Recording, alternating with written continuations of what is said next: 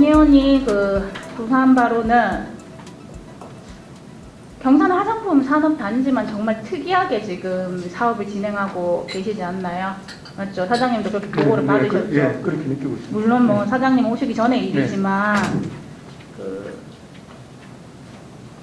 그래서 제가 그 10년간의 용역 그 기간을 한번 봤습니다. 2천만 원짜리 수의 계약은 사실 6개월 만에 이게 종료되는 계약들이 좀 많더라고. 이 업체랑도 했는 게.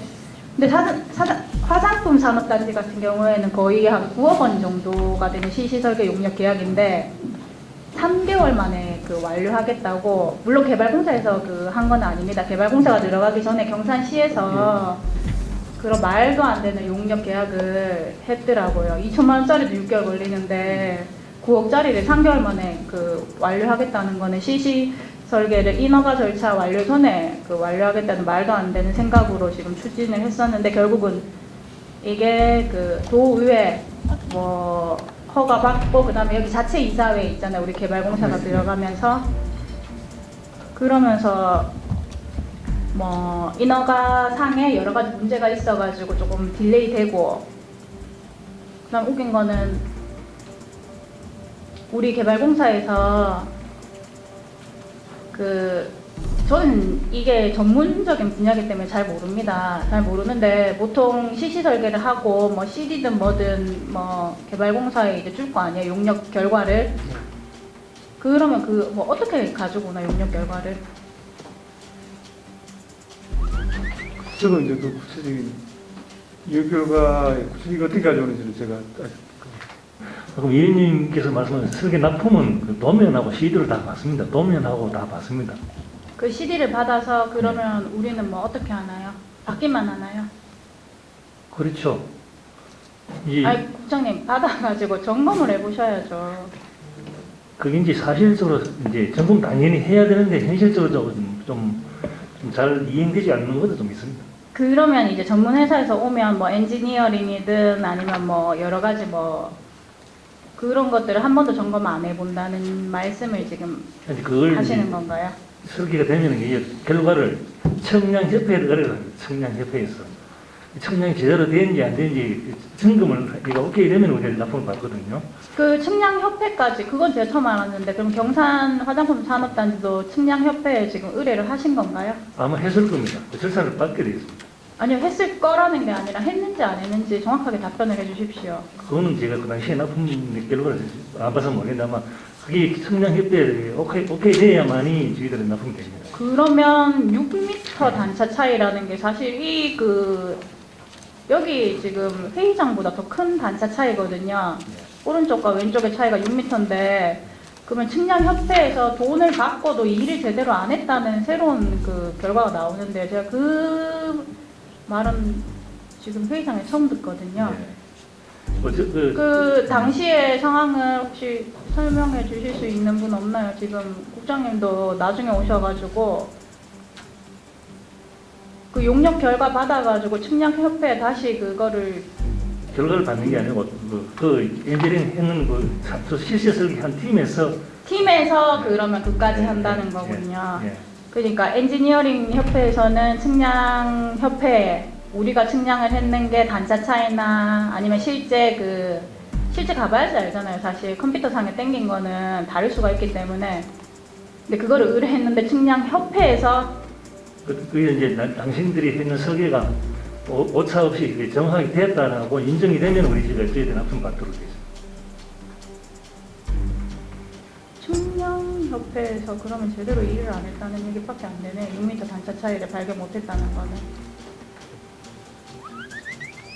그게 결국 설계 착오가 된 거.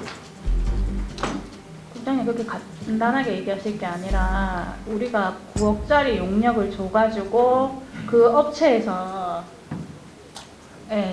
전무님 네.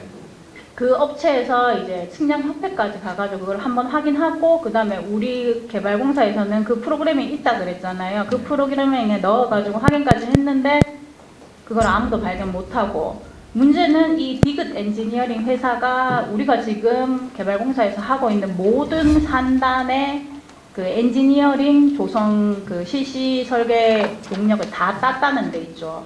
예. 그 실시 설계 회사에서 자기들 잘못 인정했습니까? 인정했습니다. 정확히 인정했으면 책임지겠다고. 예, 그건 당연히 뭐 우리 경위서도 받아놓고 다 해놨습니다.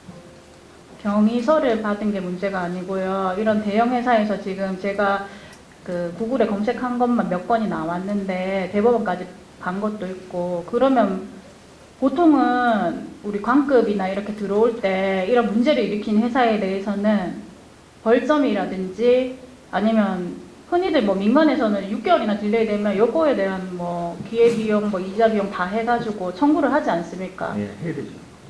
해야 되죠. 저희들도 그런 절차를 거치고 중입니다.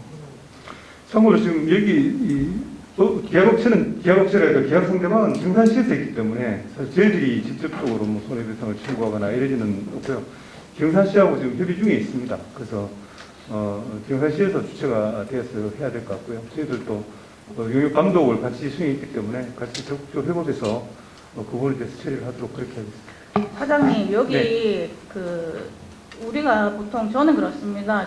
제가 세무사 하면서 모든 결제 서류의 최종 마지막 도장을 제가 찍거든요. 그래서 거기에 생긴 모든 가산세나 문제는 제가 해결을 합니다. 왜냐하면 그거를 하기 위해서 최종 결제권자들, 전무님들, 사장님까지 다 도장을 찍는 거잖아요. 경산시 국장까지 해가지고 도장 찍었잖아요. 개발공사 사장까지 해가지고 도장 찍었잖아요. 그럼 둘 다 책임져야 되는 거죠, 이 부분에 대해서는. 근데 웃긴 게 이게